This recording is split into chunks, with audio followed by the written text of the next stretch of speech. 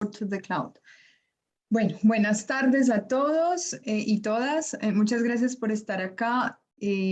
Quiero presentarles al profesor Martín Alonso Jiménez Arango. Él es profesor del programa institucional de inglés en la sección servicios de la Escuela de Idiomas. Muy amablemente él aceptó participar en este espacio de conversación, de práctica del inglés, con un tema muy interesante, Interculturality and Representations, from othering to otherness. Vamos a ver qué es esto de othering, otherness.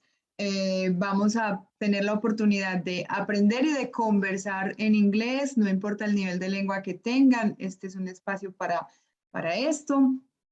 Los invito a que llenen un formulario de evaluación que les voy a poner en el chat para nosotros saber cómo les pareció la actividad y además tener sus contactos para seguirlos invitando a todas las actividades de fomento del plurilingüismo que organizamos en muchas lenguas, en todas las lenguas que ofrecemos en la Universidad de Antioquia y en otras incluso que no enseñamos, porque también hemos tenido conversatorios en catalán, poquitos, pero los hemos tenido.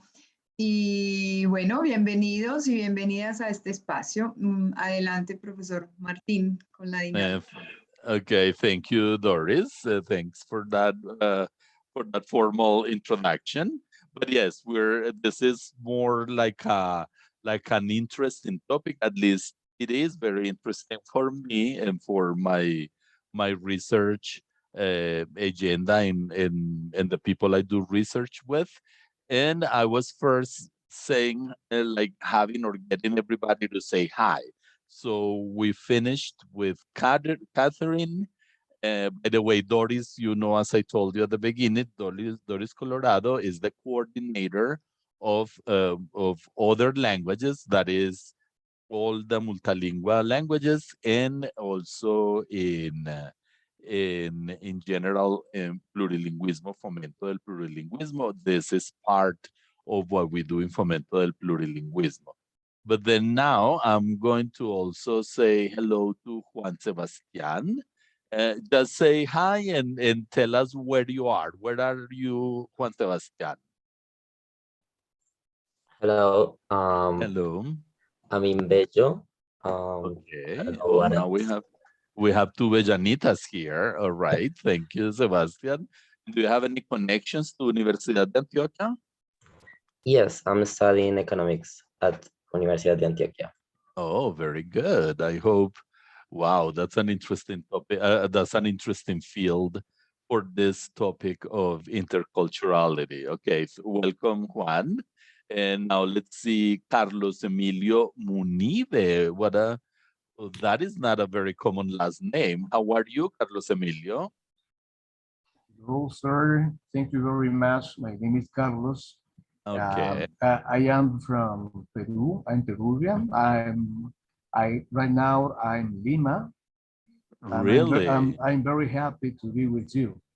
We are also very happy that you're with us. And how did you realize about this program? Do you usually come to the conversations, or how did you realize that we have this offer?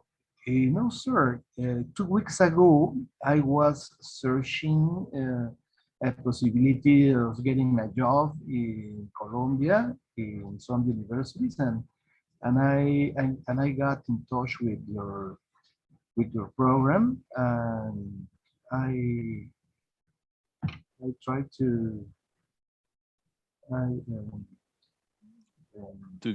get connected. Okay. Yes, I tried to get connected with you. Okay. Here I am.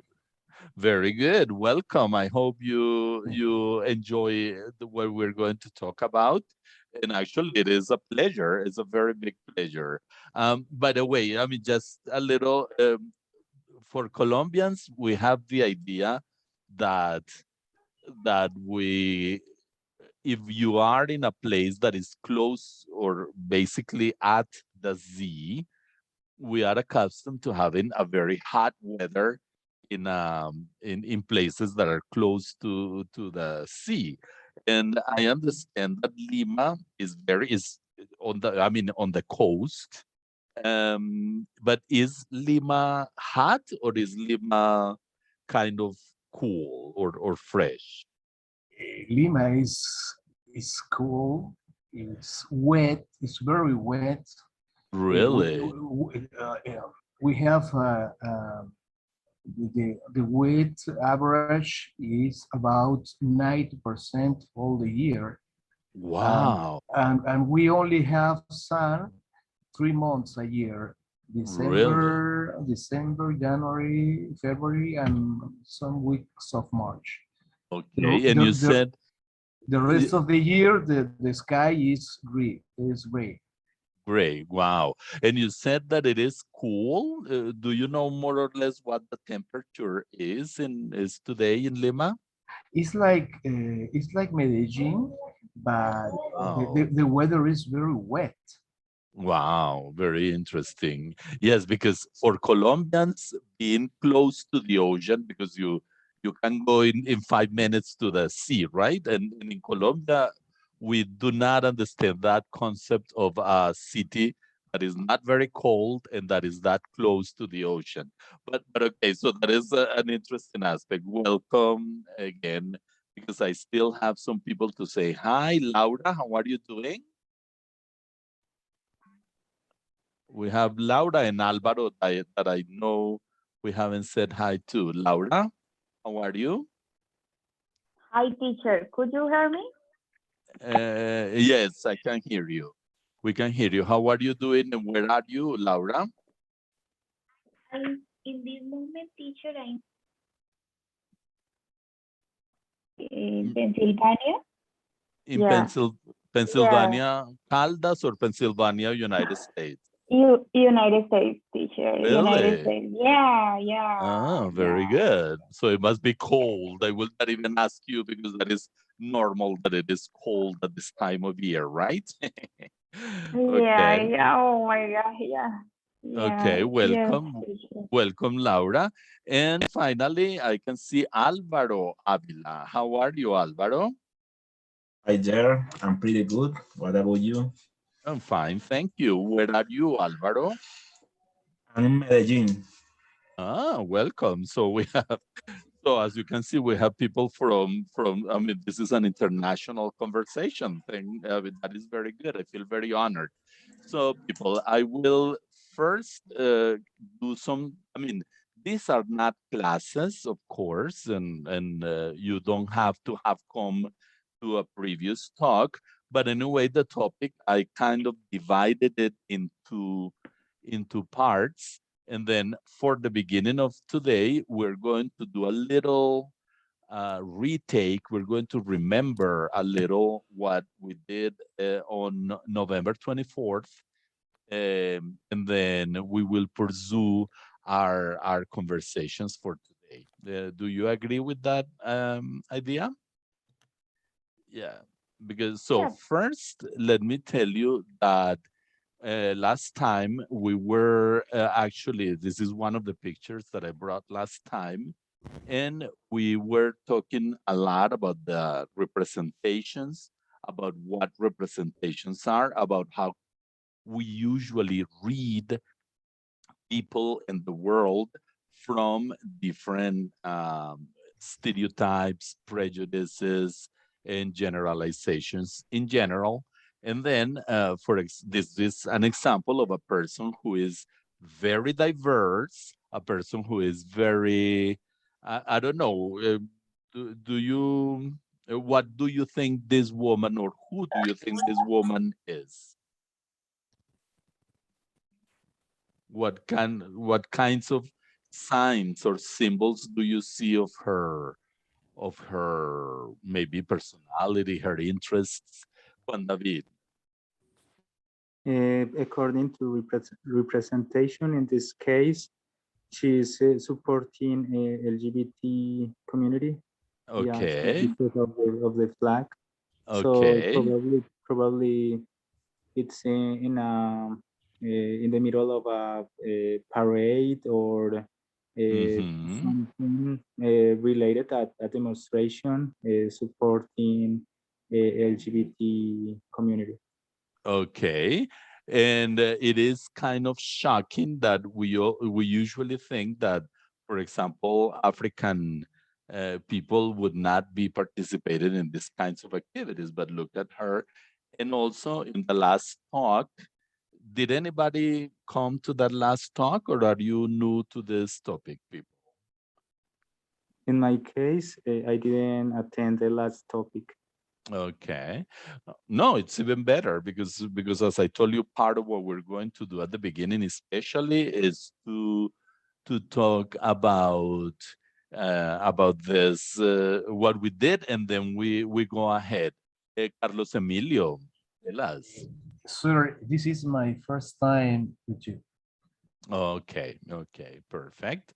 No, but as I told you, these are not classes, and then you don't have to, only that the topic is better to understand, because, I mean, on last semester, on May 27th, I gave a very general conversation about interculturality and what like changes it has had throughout the years, because I have been reading about this for about 14, 15 years now. And then, of course, there is a history to the concept of interculturality. And now, in this moment, we are working on a proposal of research in which we are going to somehow abandon the concept of interculturality, and we're going to actually get into the exploration of the concept of otherness, right? But so first, as I told you, the concept of otherness somehow clashes with the idea of othering. One very common manner of othering is what we call stereotyping. And so, for example, here in this image, you see who wants to read this image. Can somebody help me read it? Juan David, go ahead.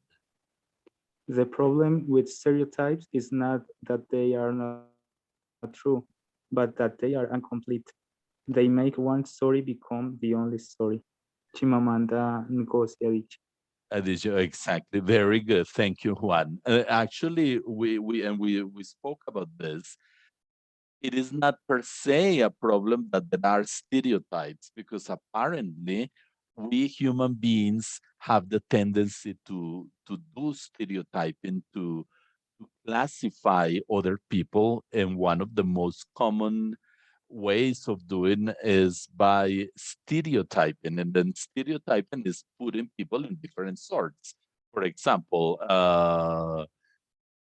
I don't know, for example, in Peru or in the United States, but we have here in Colombia and in Antioquia, we have, for example, city people versus country people, or we have a division by supposedly races, and we don't recognize our that we are crossbred, and then we think that we are either white or black or whatever. So everybody somehow puts themselves into categories, and those categories become stereotypes, because actually the definition that we worked with in that definition was by the Merriam-Webster's dictionary. Who wants to help me with this definition, to read it?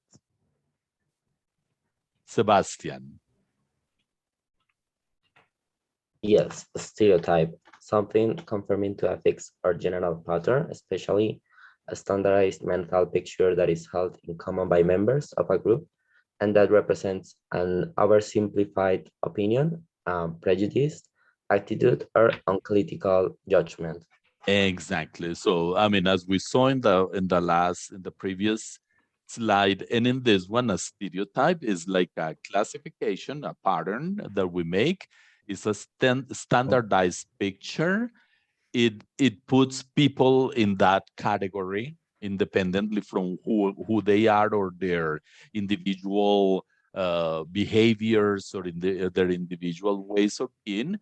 We just put them into those categories. We don't, that being uncritical means that we don't really think twice. We don't really go ahead and think twice if we're doing justice to that classification. For example, when we see, I don't know, well, now that I showed a picture of a possibly LGBTI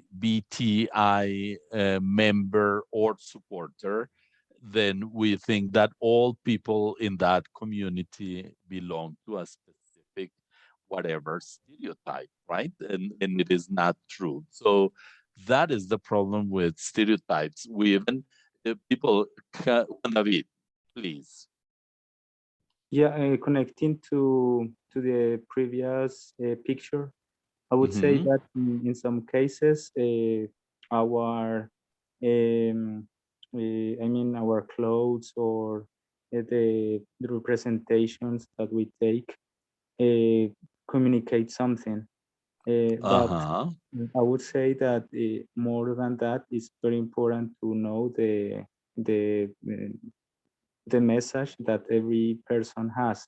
For example, in this case, I would say that it would be very important to talk with the girl, the girl who is raising the flag, and talk about her or to know her message. Yeah, yeah, because maybe we assume something, but there is a discourse behind, and I would say that is the most important.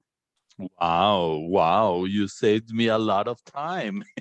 Very good, because actually, please keep that idea, because that's what exactly we're going to do at the end of this conversation. We're going to do, I don't know, Doris, is that, are you going to do what did you say? Was it a Padlet or I mean, we're going to, yes, Doris? Do you need it now? No, that at the end. It's at I have the end. both, a Jamboard or a Padlet, both of them. As you wish, both look okay, because I was thinking of a Word document that is ugly, but actually, Juan David, this is what that's like the product that we're going to do with this conversation at the end is how do we think, how can we achieve, how can we personally approach the idea of otherness? And exactly what you said is big part of it. I mean, otherness deals with being able to approach the person as an individual and trying to not apply these preconceptions, these pre-established ideas about the people. That was very intelligent. Thank you, Juan David. And please don't forget that idea for the end, because that could be among others your contribution to this talk. Okay. No, thanks are for you, teacher, for this. Thank you again. Let's not fight for thanks. So now, stereotypes are horrible. At this point, I would like to know. Hello, who's talking there? Could you tell us? Someone's microphone is open. Who's I already closed it, but yeah, there were two microphones open. Oh, okay. So I wonder, guys, if you can recognize in your societies, in your groups, you can recognize any stereotypical representations of people that usually when we say that we have a stereotype, by the way, is a manner to say that the other is away, that the other is not, there is no communion. It is like a way to separate ourselves from the others. For example, I don't know, Laura, are you still here? For example, yes, in the... Yes, teacher. Laura, where did you say you're in Pennsylvania? Are you in Philadelphia or are you in a small town? In a small town, teacher. Actually, I studied here in English. I was in a program in Erie. It's a small city. It's a small town here. Okay, that's interesting. And being a Colombian in Pennsylvania, have you recognized any stereotypes of people for Colombians or for Latino people in the States? The people, yeah, I imagine that they have a specific stereotype. Maybe the most of the time, I feel that the people think that we are from Mexico. From Mexico, I don't know. Yeah, it's common. Yes, they think that Yeah. Colombia is a state of Mexico. Yeah, That yeah, is or the problem. something like that. Yeah, it's Latin Yes. American. Yeah, and they think that we are from Mexico. It's not more than Mexico or something like that. And what about dancing? When you explain that Colombia is different, have you experienced that stereotype that Colombians are dancers? Have they told you, oh, dance salsa? Have you ever uh, experienced anything like that? Yeah. Not frequently, but sometimes. Sometimes, yeah. They talk about that. Another team's relation, like funny or people, happy people or something like that. Yes, that they think that we're always dancing and that we're always happy. Okay, thank you, Laura. And by the way, now that we have a Peruvian member of this talk, Carlos Emilio, can you tell us a little about maybe some stereotypical representations that you have heard or experienced? Yes, sir. Tell us, for Yes, example. of course, sir. Here in Peru, we have a very well-known cultural, I don't know, bias about natives, about Indians. Really? For example? Yes, for example, there is a stereotype that says more or less like this. Natives are resentful, they are not trustworthy. And I think that this stereotype comes from began to standardize from since the time when the Spanish conquers. There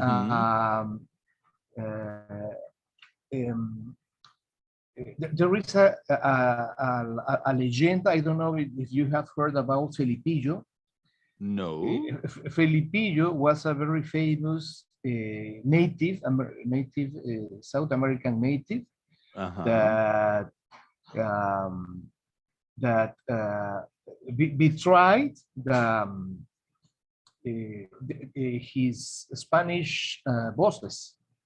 He betrayed his bosses. He betrayed and he killed them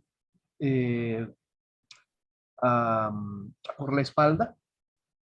From the back. Yes, so he killed them, he tricked them to death. And after that, it was built a stereotype that Native American, South American natives are not trustworthy. Trustworthy. Really? Wow. So, but wait a minute. Because talking about this topic is very, I mean, we could talk hours and hours and hours because, as I told you, stereotyping particularly is something that happens everywhere at all times.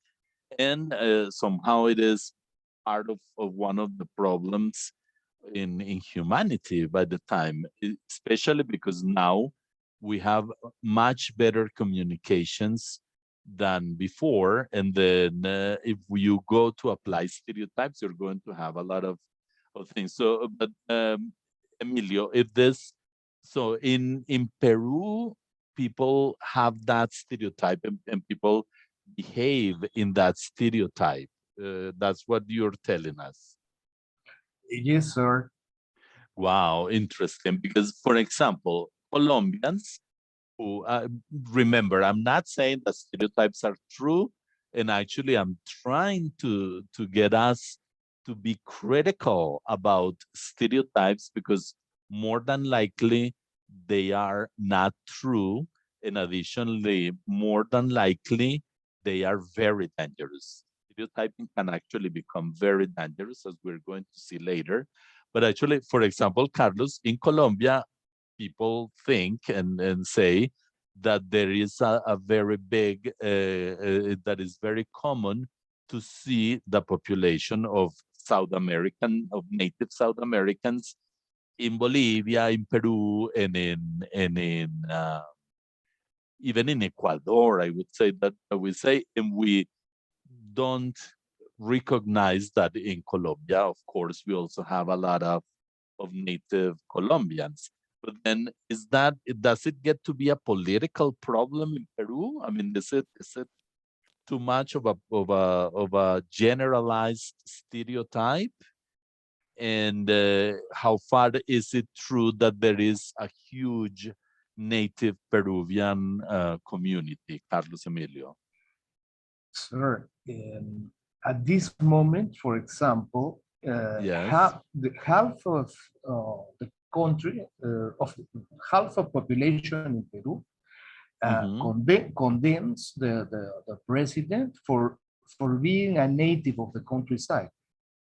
He didn't do anything. He didn't say anything, but he's condemned for Really? for being and for coming from where he's coming.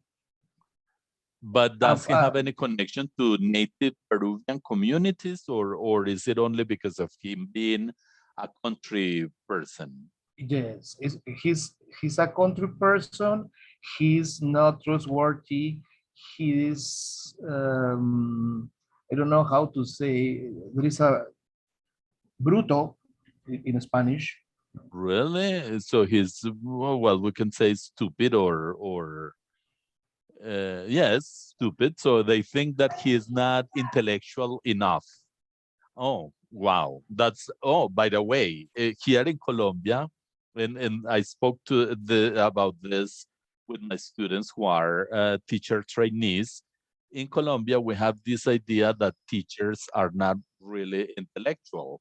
And then maybe also that happens with your president, because, and I understand your president is a teacher, right? Yes, sir. He's a teacher, but in Lima we have a strong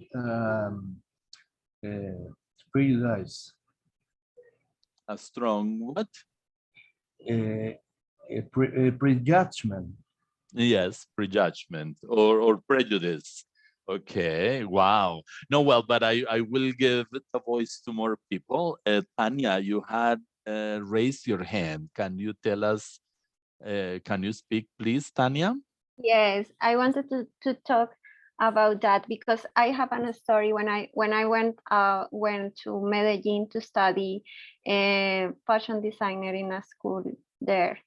Yes. And I had a lot of the most of my partners was from Medellin, so they was very racist with the other that came from other cities, and we suffered. And where are you from? I mean, where do you come from, Tanya?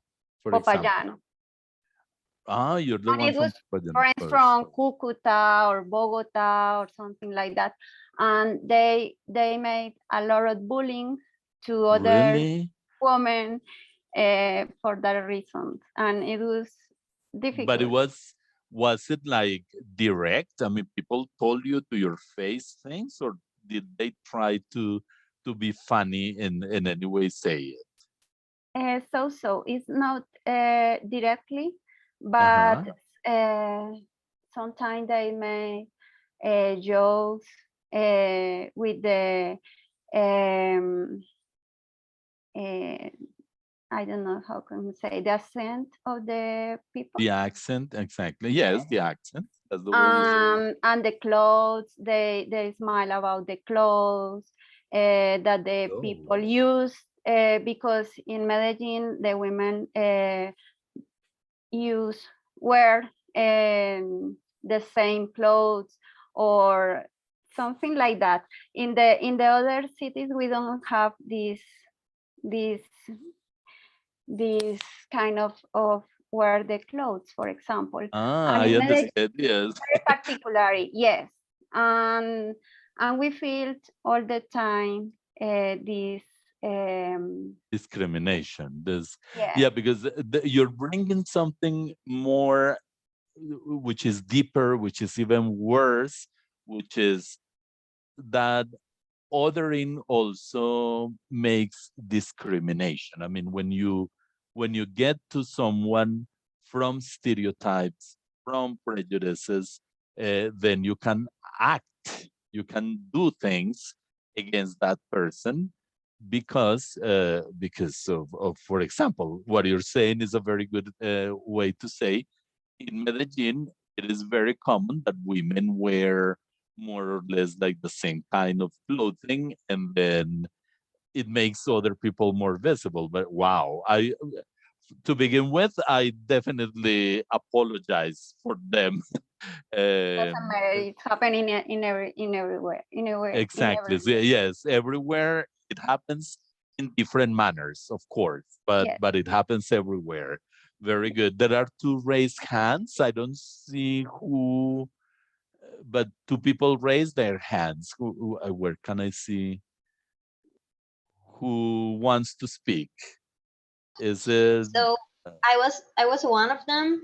Yes, please. My name is Monica. I couldn't introduce myself at the beginning because I was not here. I was looking for some water because I need to drink a lot of water. Well, I'm from Monteria. I studied in Medellin too. I studied at the beautiful University of Antioquia.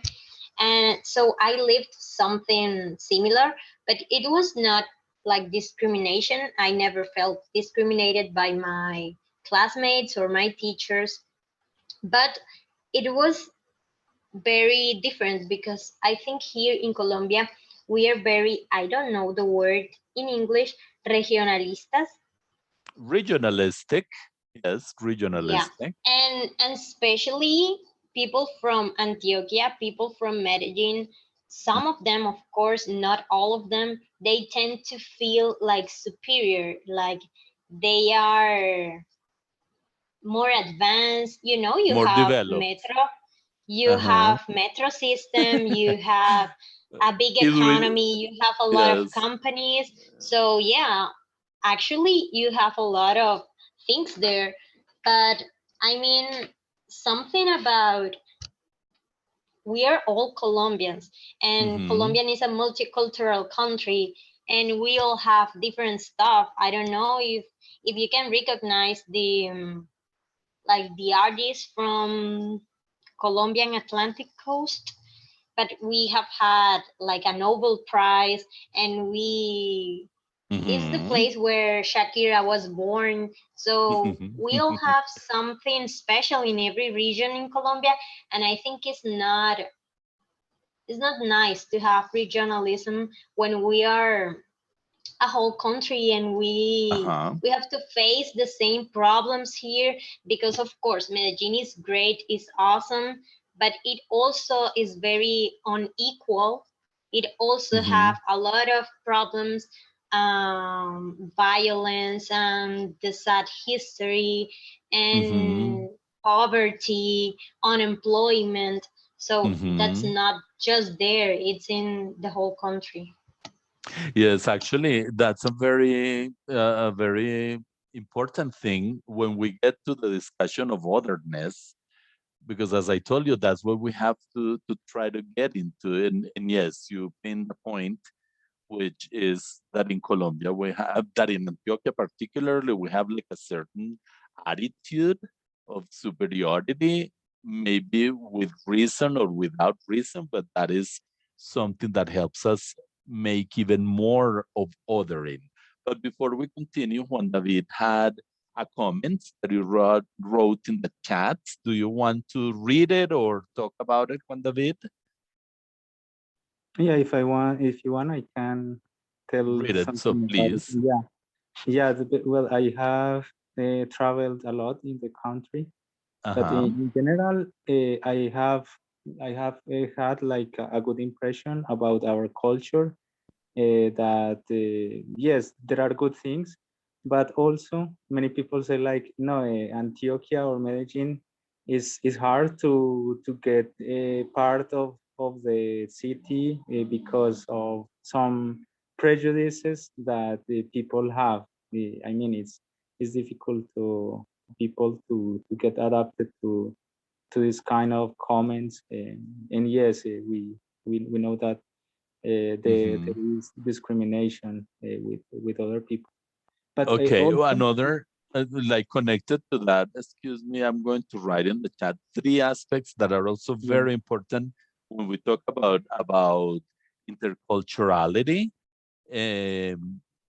One is ideologies. Ideologies are like shared, fixed, bigger ideas. For example, in Antioquia particularly, there are some ideologies that all Antioquans are educated in. For example, echados para adelante, paisa que no, what is it? Paisa que no se, what is it?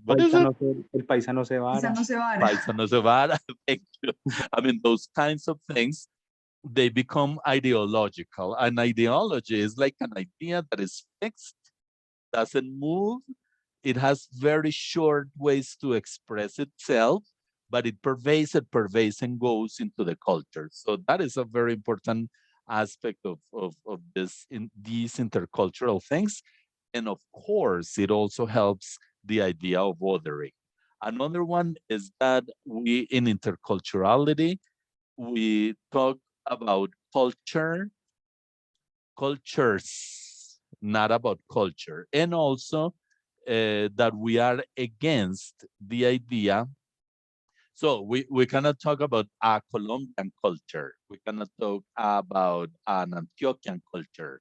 We cannot talk about a Medellin culture. We cannot even talk about Robledo culture or Universidad de Antioquia culture. Why? Because nowadays, the people are invited, and we have to recognize that diversity is a constant.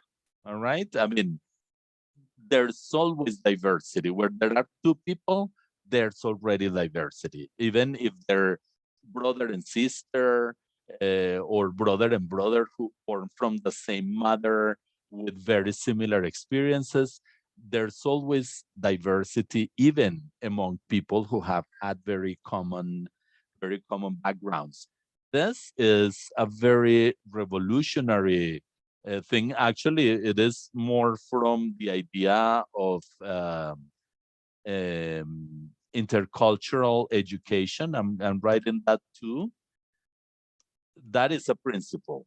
And it's a principle that people say, for example, someone said something that is very true, is the Antioquian ideology is just a second, intercultural education is there are like some important theoreticians like Teresa Aguado, Fred Dervon, that talk from a European perspective about this intercultural education. But as I told you, one of the first tenets, of the first principles of this is that diversity is constant. I mean, everywhere, at any time where there are 2 people, there is diversity. And finally, another concept that is very important is identity. Identity is like that construction we make. I mean, I'm trying to make a definition that is difficult, but my identity is like that idea that I make about my cultural experiences and things, but for me as a person, I construct it.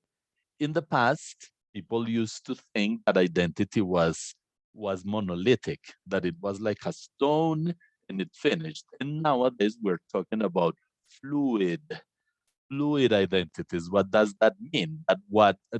We shouldn't ask people fluid identities. That is identities. Sorry. People ask you, how are you like? That is like as if you were always the same. And then we should learn to ask more, how are you being? Which is, how are you being? Which is right now, what is your moment in that identity in general? Can you see the chat? Okay, so that is, those are concepts that are important to think about. And then yes, for Carlos, who is not from Colombia, that is a characteristic. The ideology, the Antioquian ideology is so strong that imagine all the things people have said. I mean, there are even sayings and things. And yes, that ideology basically says that Antioquia is the best. Or do you agree? What do you think is the Antioquian ideology? But how could we define it? Who can help me? Sir, I know many things about Colombia. I love Colombian culture. That's why Really? I am seeking the opportunity of travel again to Oh, Medellin, to Colombia.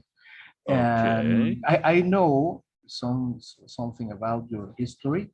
For example, Uh-huh. that the Antiochian culture began many years ago when there was a sort of I don't know fight with Bogota to be some like an Independent. independent territory, and so you develop in Medellin, in Antioquia, a very strong culture. Yes, it's. I mean, all cultures are strong, but actually, what I can say is that it is the ideology that really makes it so visible, because there are places in which the ideology is not so elaborate, and then they cannot recognize this and recognize it. Tania said something which is very important. I don't know in Peru, but here in Colombia, it is true that it looks like there were several Colombia. Oh, by the way, someone Teacher, opened their I want to say something about this. Go about ahead. that. A teacher from history, a Um, teacher of history in Medellin said me something that I think that it's possible. And he said that when the geography is around, there are a lot of mountains around the city. So this mountain close a little. the mind. Yes, it's Maybe. true. I think it's true because I have now I live in Bogota and it's so different.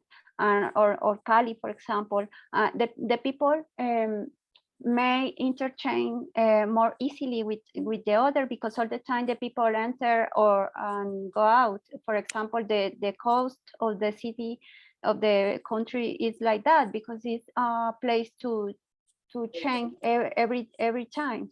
But in Yes. Medellin is very close, and I think that this situation could make strong the ideology. Ideology, maybe. Laura, what she said is that because of Medellin being enclosed by mountains, there could be this idea that we have also closed minds. But wow, we have a lot of participants with raised hands. Yeah. In Yes. the order, I will tell them. First, Tania, Monica, Laura, Juan, and there is another one. and Sebastián. So do you remember the order? I will try to keep it. So Tanya. Tanya, you raise your hand.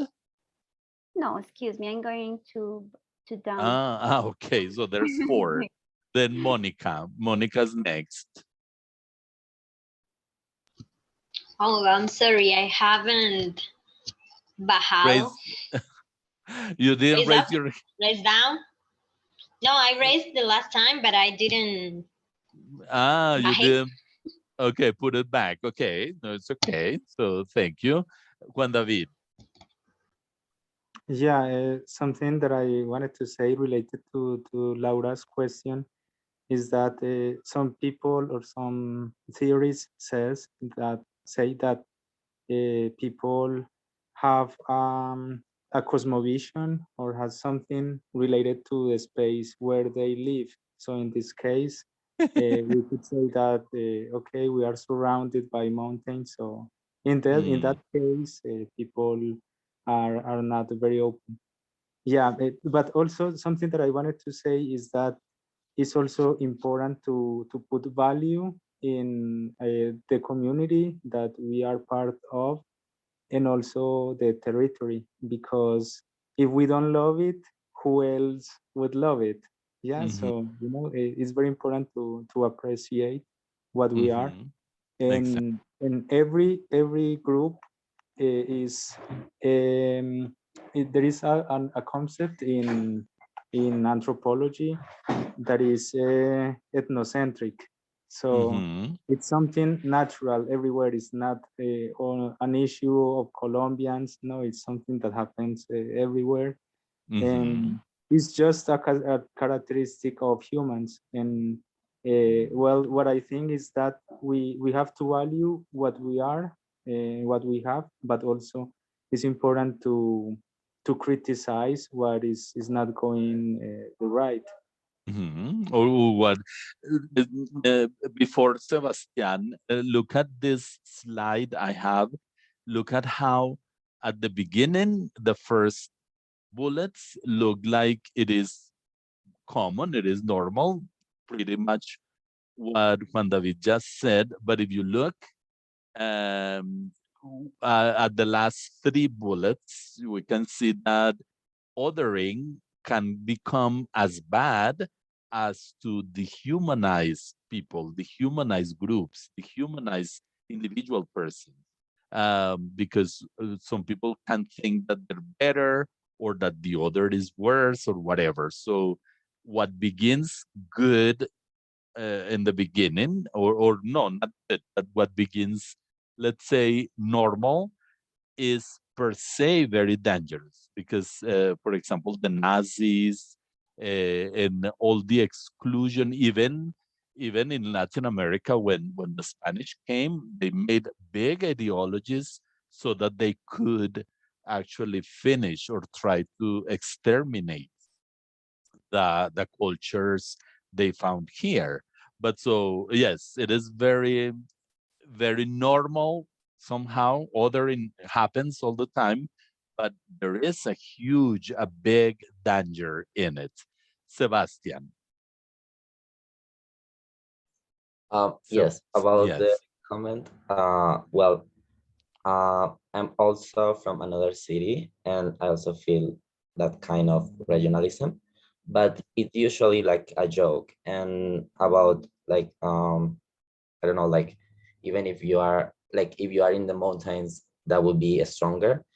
Well, with that, I disagree, because I think it will be more like big cities has more opportunities or more options to get, for example, intercultural exchanges, or places that the people can talk and like see another kind of lives. So I think it's more like big cities can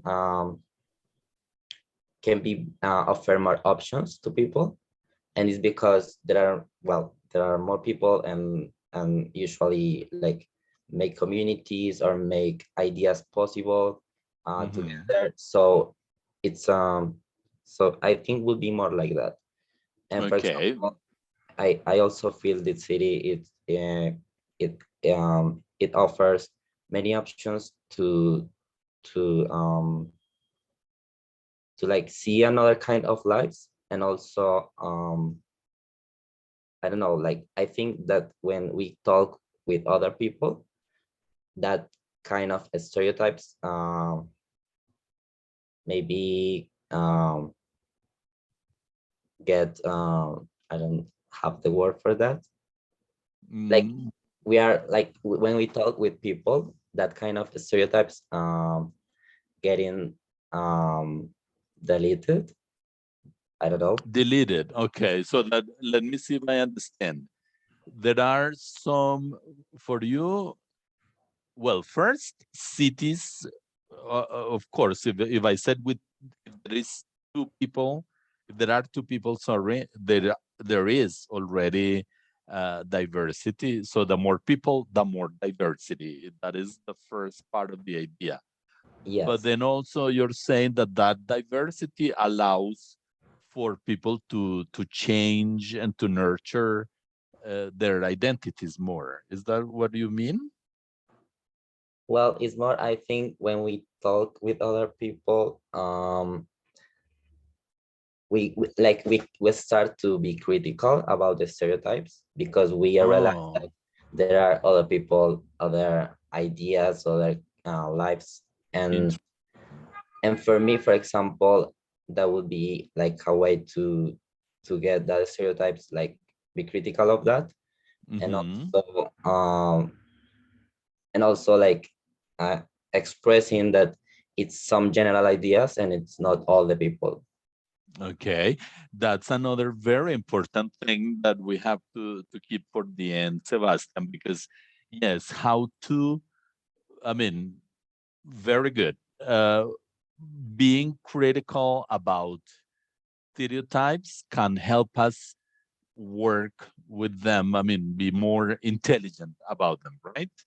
But then is it, I would leave the question for the end, Sebastian. How can we do that? I mean, how to do that? How to be critical about stereotypes, and how can we do to manage them in this manner? Because actually, yes, it is one of the tenets of intercultural education that we must recognize where we have the stereotypes, where we have the behaviors, and then try to overcome them, or if not, at least make them conscious. Thank you, dear. And now, Tanya, you wanted to say something? Yes, I think that the number of the people in a country is not is not meaning that is a country more intercultural, because for example, United States is the biggest country with a lot of cultures into them, and all the people work together, but there are a lot of stereotypes into his culture. For Among example, the populations, all the yes. people, Among the populations, the yes. Latin people, Black people, everywhere work together, but there are a lot of stereotypes about them. Well, actually, you brought something that in intercultural studies we call, let me write it down. There is a difference between multiculturalism, multiculturalism, and pluriculturalism. Actually, some theoreticians say that there are places where, I mean, how can you say, or how can you see if a place is more multicultural or pluricultural? Basically, for example, let's say, but it is not in the United States, in Toronto, Canada, is one of the most multicultural cities in the world, maybe the most multicultural. There are people from all over the place.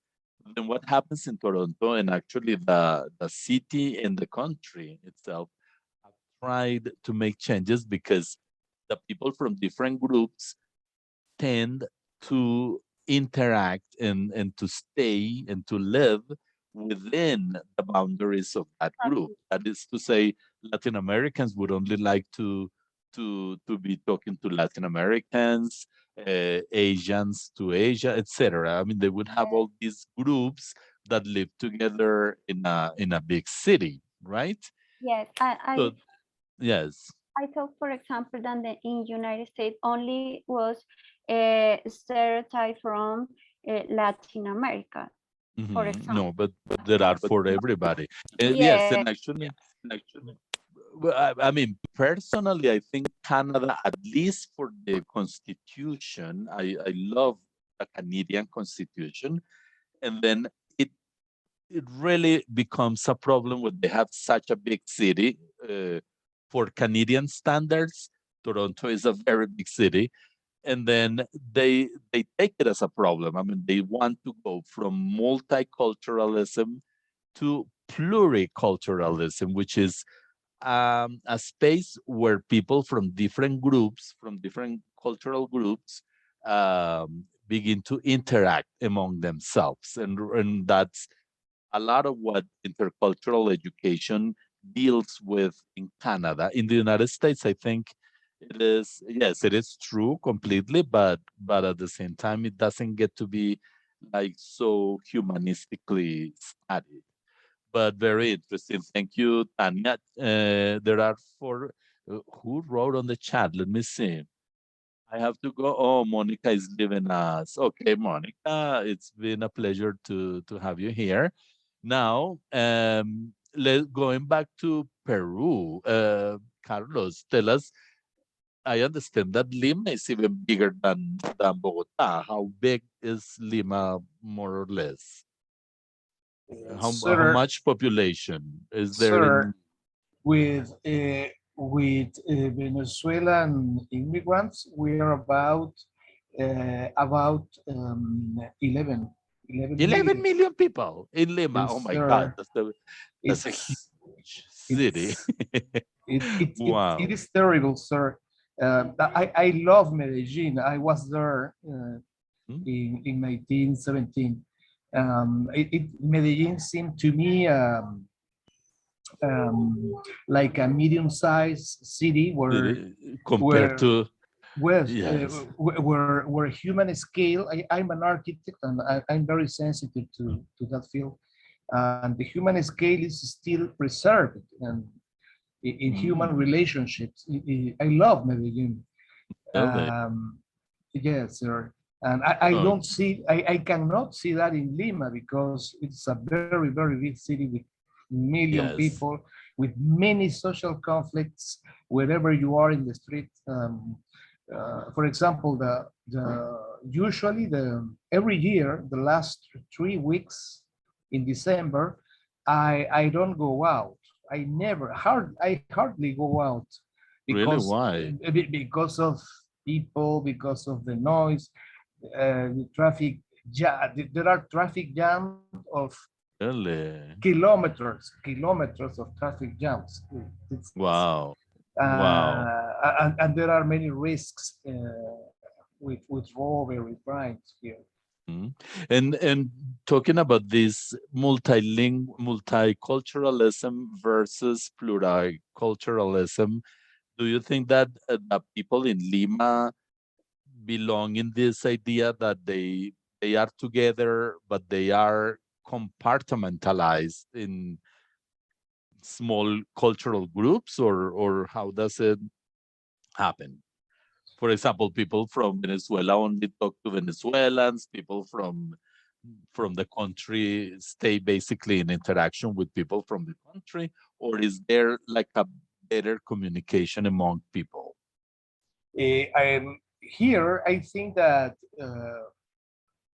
community is the motor. Community, economy is the motor here. So that if you need to do something to get any benefit, you have to communicate with anybody. With anybody, yes. But it is transactional. Okay, okay. No, that is a very interesting idea that because actually that is part of multiculturalism, that people do communicate with others only if necessary. So that is basically what you're telling us. It is a very common multicultural. Well, I'm sorry, this is not what I was planning for this video, but it came up. But I think we will have to continue studying this. So people, to finish with the idea of othering, then I would like, would anybody want to read what you see on in the screen? Me, sir, if you... Okay, go ahead, Sebastian.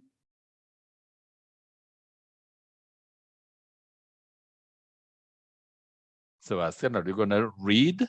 Okay, I heard that Emilio also said. Okay. Okay, so defining limits between different and same, insiders and outsiders.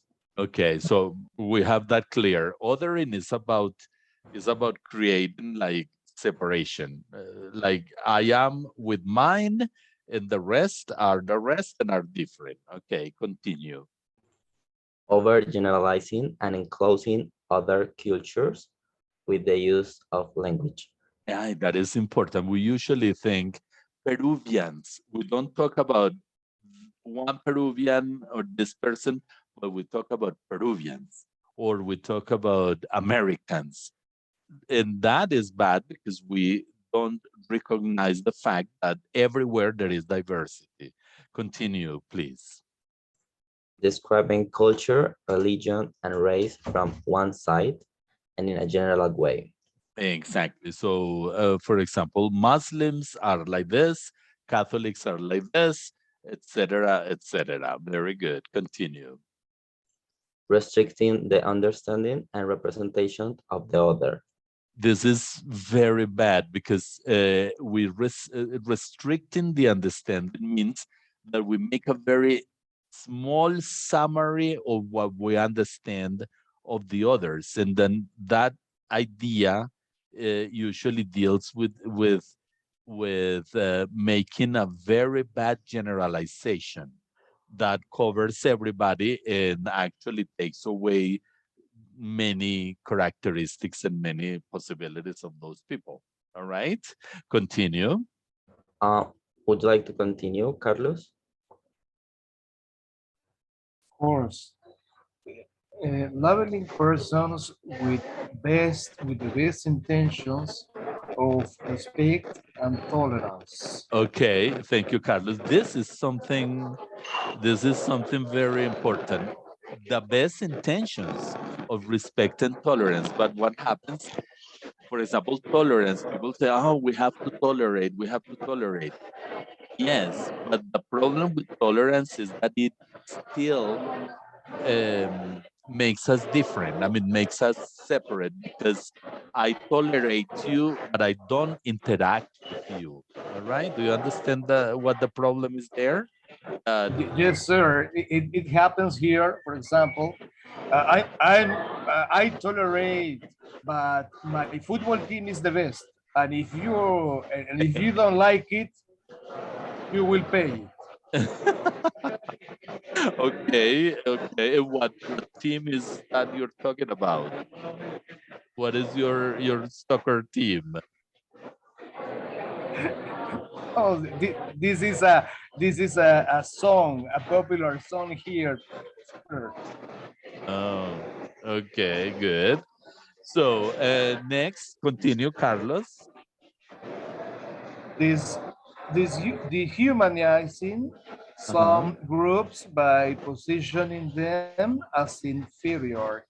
Well, this is the classic example of what happened with for example, when the Spanish came to the Americas, they said that the Indians were ignorant, that they called Indians were ignorant, that they were not organized, that they were sinners because they had legions of several gods, etc., etc. And then all that list of categories made them because, oh, what happened? Someone has a microphone on. Doris, can you help me with this?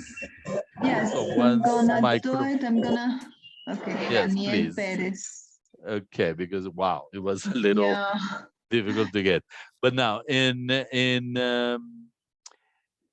when the Spanish were here at the beginning, they made a whole ideology about the Indians, and with that ideology, they began to say, okay, we are better, we are superior, therefore we can do whatever we want. And actually, that's the problem with, for example, using religions. That religion was used. We are better because we are Christian, and they are not good because they are polytheistic or whatever, right? So that is an example. Continue, Carlos. And I'm sorry, I see I had a problem because what I said with Nirvana, whatever, it shouldn't have a bullet. But anyway, can you read the last bullet, Carlos? Using language in intercultural interactions to dehumanize others. Exactly. Here, it's a little more sophisticated. In many cases, people do things to sound very, very sophisticated. Like, for example, saying Muslims are terrorists because there are many terrorists that are Muslim, right? So and then instead of saying they are people who believe in Muhammad or whatever, we say because he's a Muslim, he's a terrorist. It is a very elaborate, very sophisticated way, but anyway, we are dehumanizing thousands, I mean, billions of people in that belief because there have been some terrorists and then we make it become like a generalization. All right. Do you have any comments before we go to the, oh, there is a chat message. Oh, Selmira also leaves. I need to leave right now. So goodbye, Selmira, and Laura also left us. I think, oh, wow, I think I'm going to have to rush up before everybody has to go. So then there is, on the other hand, I mean, you may have said this hour. So we were talking about ordering and ordering and ordering, but now what is otherness? That would be the other question. If othering actually, Doris, do you remember what Yes. translation we have done in our group of othering? How we're calling it? Encasillamiento. Encasillamiento. Yes, it is. I mean, when we write it in italics because I don't know, but we are coming with the idea that this, I mean, it is very difficult to make a translation, but we are saying othering as encasillamiento. Basically, it is putting the other in a certain category that allows us to have them separate, right?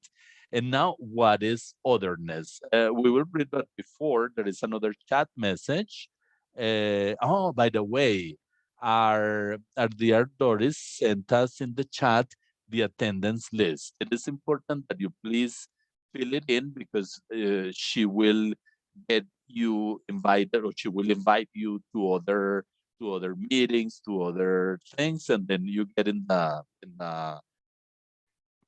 data in the records for her to give you communication. And it is also important for your feedback about these presentations. Now, otherness. Who wants to read? For example, oh, Daniel, we had not said hello to you. But then who wants to read? For example. Hello, teacher. Hello, who was this? Daniel? Yes, teacher. Okay, Daniel, where are you? I'm fine. How are you?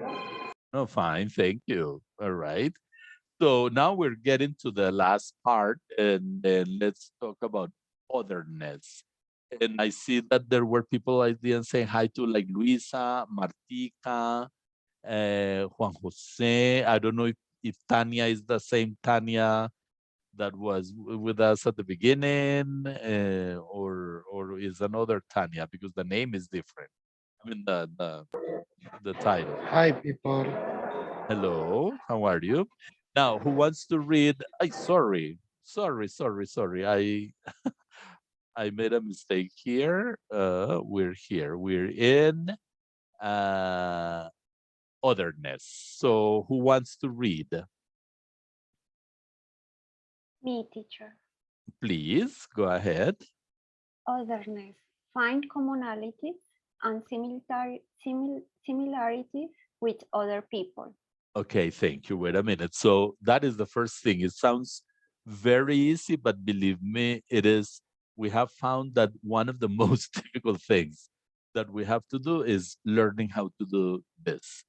Instead of always looking for the differences, for the separation, then looking in the realm, in the field of otherness, is that we will have to get into seeing what is common.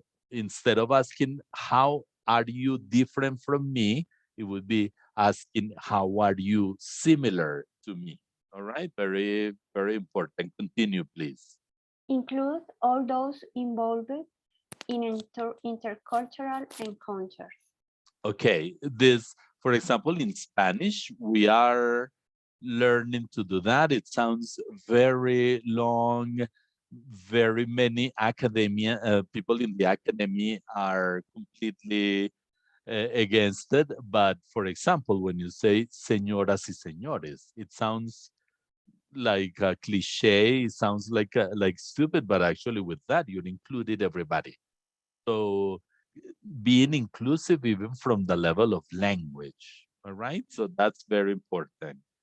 Continue. Stop trying to explain everything about the other. Exactly. This is very common too, because when we try to say, going back to the terrorism and Islam or Muslims, we think, okay, terrorists are Muslims, and then with that we explain everything, and we may come with more elaborate things that will create ideologies about the others. And remember that identities are fluid, so you cannot really get to know everything, and you don't have to, or we don't have to explain what the other people are with. We have to interact with the other people. All right, continue. Look at expectation Yes, instabilities and processes rather than mere structures. exactly. So whenever you are talking, for example, let's talk about Peruvians, then don't think, Peruvians, they have wonderful food, they eat a lot of ceviche. That is a generalization, because Peru is actually bigger than Colombia, I think, right, Carlos? And not in population, but in territory, there is a bigger territory in Peru, isn't it? I think it's almost the same. As big, really? Okay, okay, but I think it is a little bigger. But anyway, so instead of asking from the generality, we should be trying to get to know the people. For example, what you are a Colombian, but do you know how to dance? So don't expect, oh, you're a Colombian, you must dance. No, I have met many Colombians who cannot or don't want to dance, right? So try to look for the exceptions, the instabilities. Instabilities are like things that make that a generalization doesn't work. All right. And also think about processes. That's why I told you before, don't think about a definition of yourself. Try to look for how you are being, for how is your process of being in this moment. All right, because actually we're historical beings that we're always in transformation until we die. Okay, continue, please. Who was reading? Taking into account the fluidity and layers in the co-construction of identity while considering the context. Okay, that is a little more complex because layers means that the cultural experience is not a solid, it's not a table, it's not a rock. It has different layers. It has things that are visible. It has things that are not visible. It has holes. It is not like an harmonic tissue. And then we are always co-constructing the different ideologies, things. Basically, what it says is that we have to take responsibility for the fact that in the manner we interact, in the manner we do things, we will be creating more and giving more substance to possibilities of othering. Okay, so we have to kind of change our language, our way of looking at any other. All right, continue, please. Commit to combat and raise awareness of institutional and cultural racism, classism, and sex and power structure. Exactly. So that is from intercultural education again. It is not okay with only denouncing or only talking about it. We have to combat, different ways of these chauvinistic ways of looking at other people, because remember, that is part of othering, and that is part of what has made us be at a verge of ending with the history of humankind, because we have not been able to live with the other and to appreciate the other.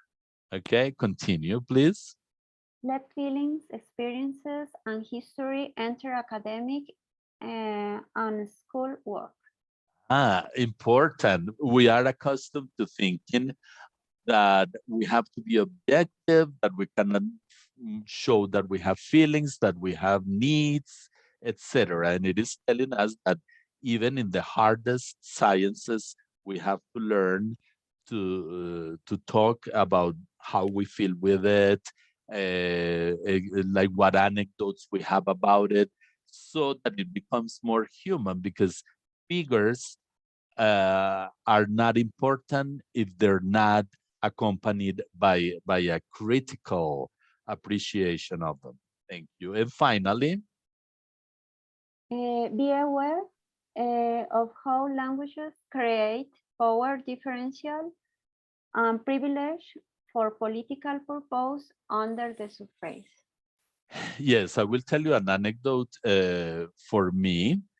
I mean, from myself, when I was a coordinator, I also had the responsibility of the Spanish program of Universidad de Antioquia de Español como lengua extranjera.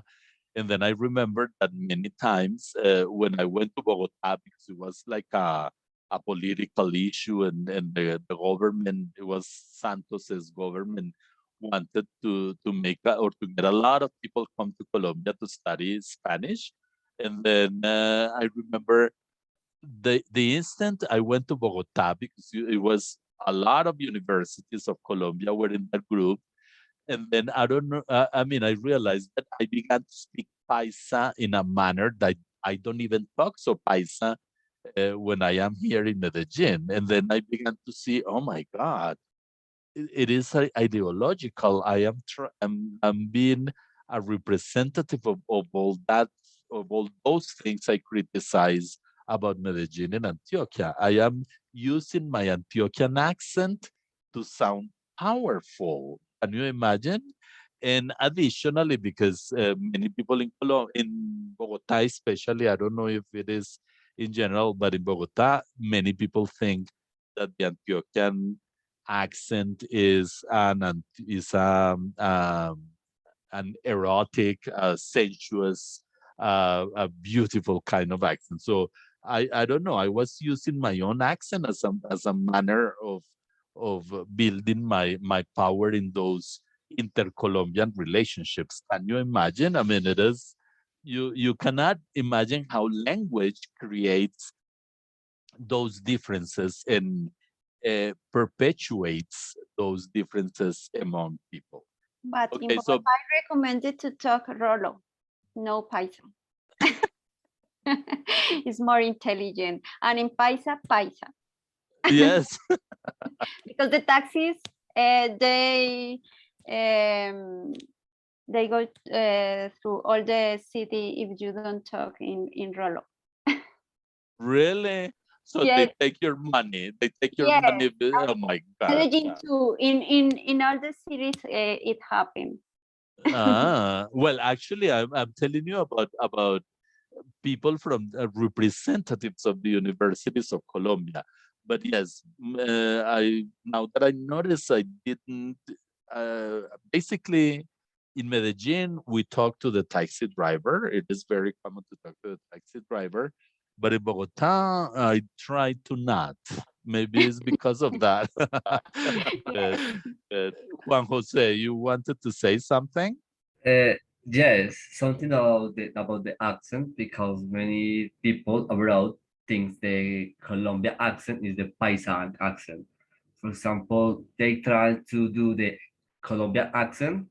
They do the Paisa accent. It's like the Paisa accent or Antioquia accent is in general in Colombia, but it's not really. Yes, I listen many influencer maybe or things abroad through different I don't know YouTube, Instagram. They did the accent the Antioquia. Okay, I think it is possible. Guys, I would like for Doris, are you there to help us with the Padlet? Yes, I'm here. I'm gonna. So I will stop sharing in order for you to share with us, or how are we gonna do it? You can share. I'm gonna put the link here. In the chat. Yes, and you can open it. Okay, and everybody. Yeah. Okay, thank you, Doris. Everybody can access to it, and you can show it on the screen. Okay, people. So for a last opinion about that. Excuse me? That I want to give you a last opinion about the other and the otherness. Yes, please. There are authority of this topic, and he called it Stuart Cream, and he's from England. And I studied in the master in art, public art. So he said that the idea of the other create an imagine. An image, yes. The first step is to create an image. And after to naturalize these images from the other. So, for example, that the Black people in the United States use a kind of clothes, for example, to create a hate in front of the other one. That is different, exactly different, but the idea is to create a stereotype about the other. Ah, how interesting. Can you do us a favor? Can you write this person's name in the chat, Tanya? Yes, of course. Please, yes, before I open the Padlet. And I am having a cat problem, as you see. She wants to be here and she doesn't want to let me go with the things. So Tanya is writing, and then Juan David says, I think the Padlet is not ready to be edited. Yes, Doris, I couldn't open it either. Can you try again or see if there is something with it? Or maybe a Jamboard. Okay, I don't know what happened, or maybe because let me try to open it. Let me try to open it I know. I mean, I opened it once and it opened like several times, like 10 times. Okay, so I'm gonna share the Jamboard. Sorry. Okay. Okay. No, Padlet is beautiful, but I don't know what happened. well, actually, I was very excited because I don't know Padlet. I haven't used it. I am And more I familiar with. verified someone else could edit it, could edit, but I don't know what happened. Okay, so you sent us the Jamboard. Let's see what happens in this moment. Yeah. How can I move from other? Okay, now people, if you open that, I see Juan Sebastian is there. Juan Sebastian. What I think we can do is, I will try to share this again. So people, this is a question. Personally, in your lives, in your everyday conversation, in your meeting people, every time you talk about other groups, other people, how do you think? What do you think you can do to be not to stay in the field of othering and better to be working with otherness?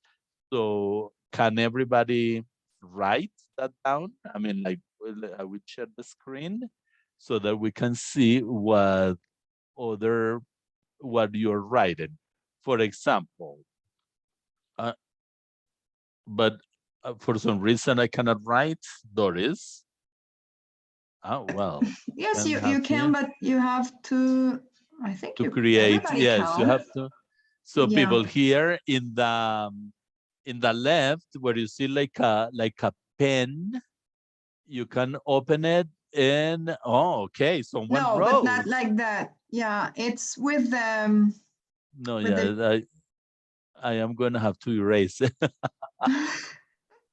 So it is the con la slide. con la T y con el de arriba hacia abajo con el cuarto. With the También, si van fourth a poner una nota 1, 2, 3, adhesiva. 4. Okay, yes, yes. And we Sí. already see one. Who wrote it? Yes. Who wrote that? I wrote the yellow square. Yes, and let's see, can you read it, please? Yeah, for sure. Not assuming things for granted. Talk to people before saying false or incomplete information about others. Oh, great. Exactly, like thinking it twice. Very good, thank you. Someone else wrote, would you please read it? This is me, sir. This is Emilio. Well, I would try to be more objective, to develop a more scientific and rational discourse, less ideology, less bias. What can you explain a little, because you wrote it very academically? What is it? What do you want to say with that, Carlos? That ideology is contain the bias discourse about whatever, and ideology never can objective discourse.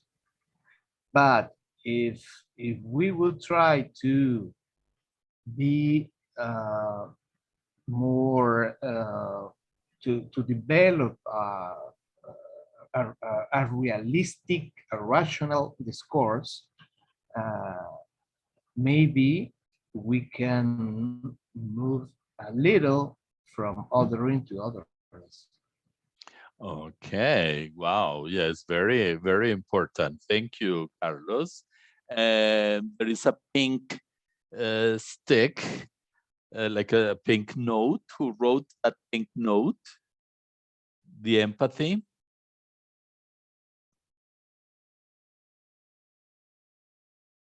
Hello, who wrote it? The note about empathy? Martika says it's She did? hers. Okay, Martika, so could you please read it? Do you have access to audio?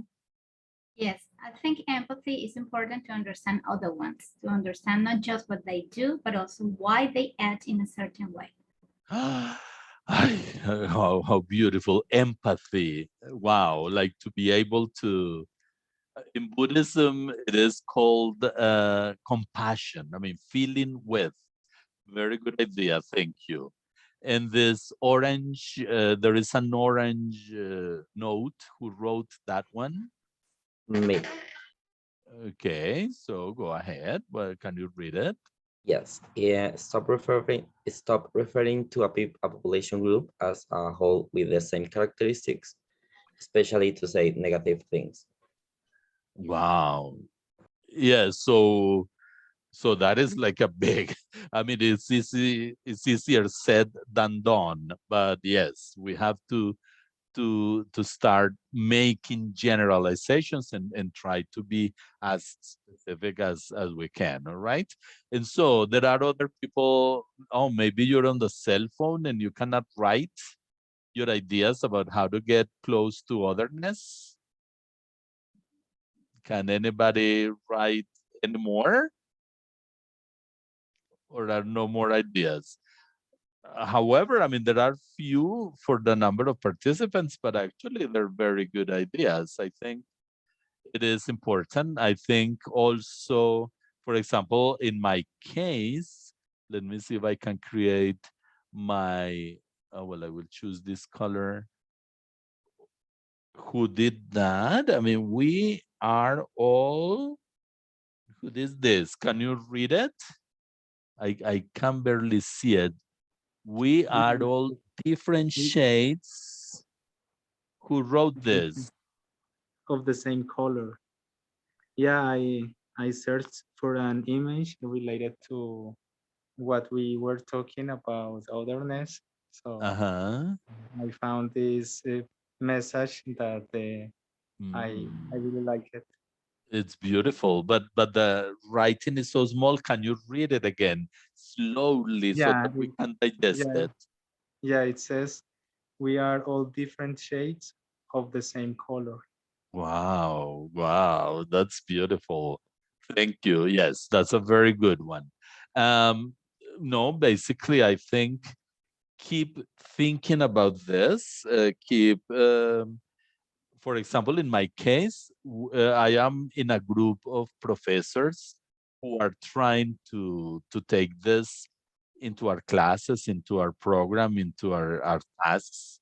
And this is not the end, it's just the beginning. I mean, we're just beginning to see how to begin doing research in this aspect. But it's actually like more or less our interest at the time. Oh, someone wrote, who wrote that white message. Can you share it? Who wrote this white message? Whose is it? I think it's Tanya. She wrote it on the chat. Ah, okay. So Tanya, do you want to read it? Tanya? Or maybe she cannot.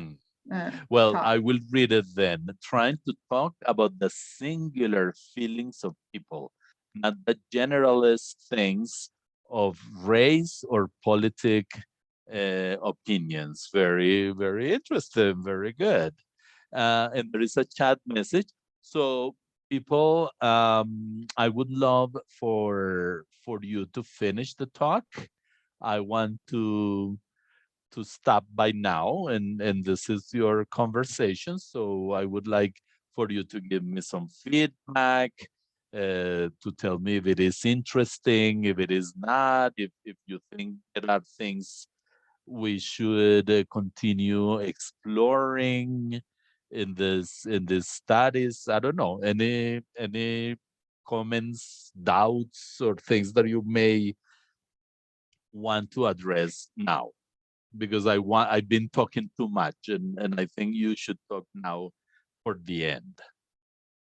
So anybody wants to talk?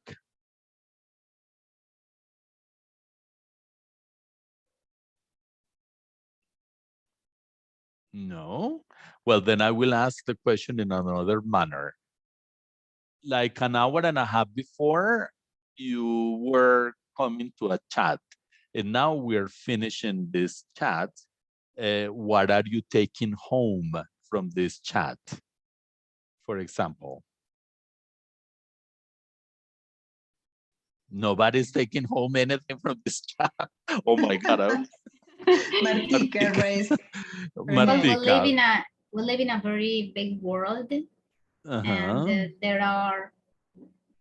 there is enough war, there is enough controversial things already, and it's important to add more fire to the one that we have already in the world.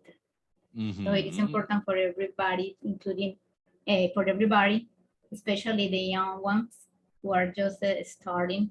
And at the end, they are the ones who are gonna rule. So it's important that they add. I mean, it's not original to give more hatred, yes, to the world. That's not original at all. It's better. I know that it's more difficult to build than to destroy. Yes, but it's more beautiful. So oh my God, it sounded. All these ideas are great for the young generation, that they have something original to add. And what you said is that, I mean, it's better to accept everyone. You can continue being you, but accepting the other person. Well, great. That was beautiful. Thank you. Anybody else? Yes, teacher, I want to say Yes. thank you for the invitation to this class.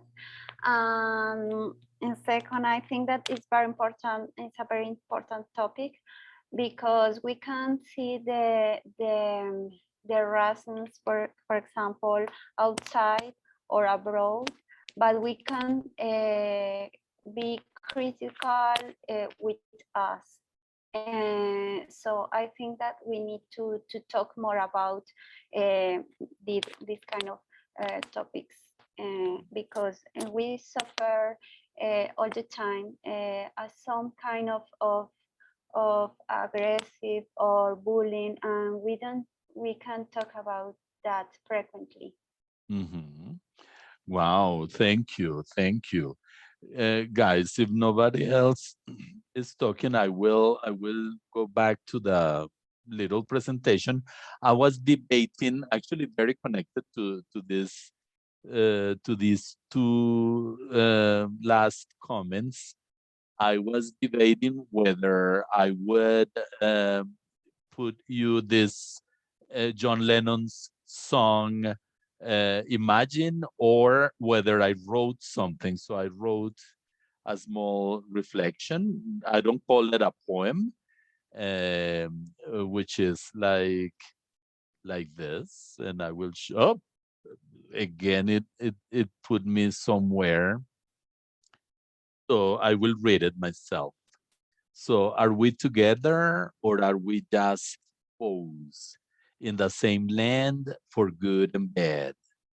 Will we stop this slaughter, or stir its fire with hatred, with lack of knowledge of our same flesh? Are we two, or are we just one? I'm sorry for the we.